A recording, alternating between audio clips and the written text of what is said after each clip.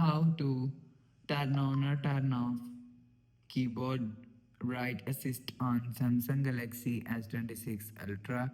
So let's start the video. First of all, go to app library. Now here, so click on settings app. Now in setting, scroll down, and click on general management. So after click on general management, click on Samsung keyboard settings. So after click on Samsung keyboard settings, click on writing assist. So after click on writing assist, so if you want to turn off keyboard writing assist, so turn off this button.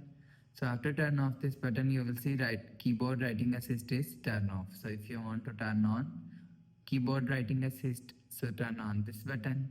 So after turn on this button, you will see keyboard writing assist is turn on. So you will turn on or turn off keyboard writing assist from here. So after the process,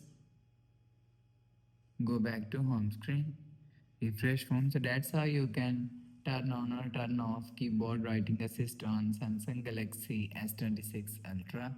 So if you like the video, please subscribe. Thanks for watching.